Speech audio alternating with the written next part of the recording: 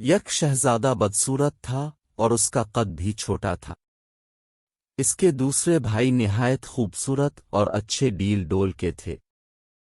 ایک شہزادہ بدصورت تھا اور اس کا قد بھی چھوٹا تھا۔ اس کے دوسرے بھائی نہایت خوبصورت اور اچھے ڈیل ڈول کے تھے۔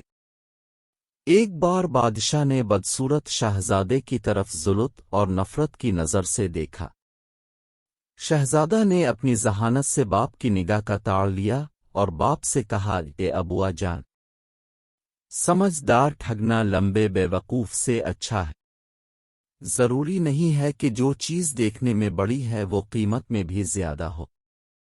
دیکھیے ہاتھی کتنا بڑا ہوتا ہے مگر حرام سمجھا جاتا ہے، اور اس کے مقابلے میں بکری کتنی چھوٹی ہے مگر اس کا گوشت حلال ہوتا ہے۔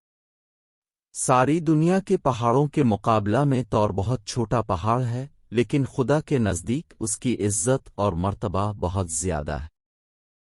کیا آپ نے سنا ہے کہ ایک دبلے پتلے عقلمند نے ایک بار ایک موٹے بے وقوف سے کہا تھا کہ اگر عربی گھوڑا کمزور ہو جائے تب بھی وہ گدھوں سے بھرے ہوئے پورے استبل سے اچھا اور طاقتور ہوتا ہے۔ بادشاہ شہزادے کی بات سن کر مسکرایا۔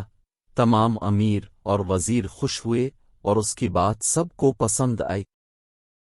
کن شہزادے کے دوسرے بھائی اس سے جل گئے اور رنجیدہ ہوئے۔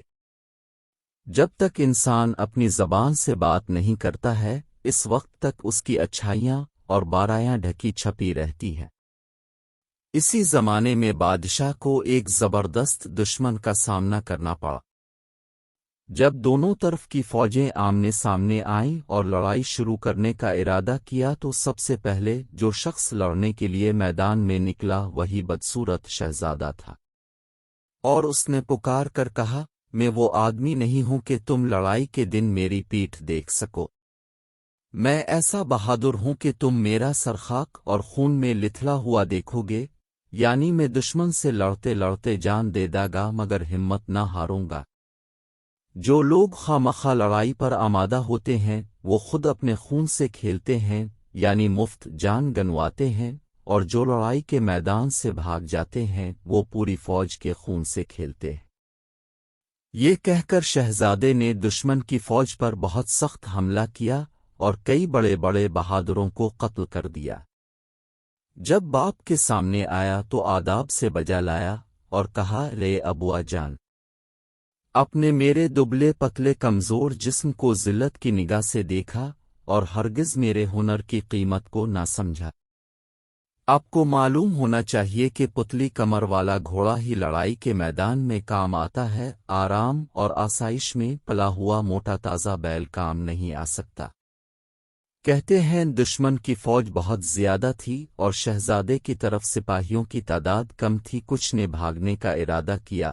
شہزادے نے ان کو للکارا اور کہا، اے بہادر، کوشش کرو اور دشمن کا مقابلہ کرو، پھر عورتوں کا لباس پہن لو۔ اس کی بات سن کر سپاہیوں کی ہمت بڑھ گئی اور سب دشمن کی فوج پر ٹوٹ پڑے اور اس کو مار بھگایا اور دشمن پر اسی دن فتح حاصل کی۔ بادشاہ نے شہزادے کو پیار کیا اور اپنی گود میں بٹھایا، اور روز بروز اس سے محبت بڑھنے لگی اور اس کو اپنا ولی عہد بنا دیا۔ دوسرے بھائیوں نے یہ حال دیکھا تو حسد کی آگ میں جلنے لگے اور ایک دن بدشکل شہزادے کے کھانے میں زہر ملا دیا۔ اس کی بہن نے کھڑکی سے دیکھ لیا اور شہزادے کو خبردار کرنے کے لیے کھڑکی کے دروازے زور سے بند کیے۔ شہزادہ اس کی آواز سے چونک پڑا اور اپنی ذہانت سے سمجھ گیا کہ دال میں کچھ کالا ہے، کھانا چھوڑ دیا اور کہنے لگا، یہ تو نہیں ہو سکتا ہے کہ بے ہنر لوگ زندہ رہیں اور ہنر مند مر جائیں۔ اگر ہم دنیا سے ختم ہو جائے تب بھی کوئی شخص الوف کے سایہ میں آنا پسند نہ کرے گا۔ باپ کو اس واقعے کی اطلاع دی گئی تو اس نے شہزادے کے سب بھائیوں کو بلایا، ان کو مناسب سزا دی، اس کے بعد ہر ایک کو اپنے ملک کا ایک ایک حصہ دے دیا تاکہ آپس میں جھگڑا فساد نہ کرے۔ اس طرح یہ فتنہ اور فساد ختم ہوا۔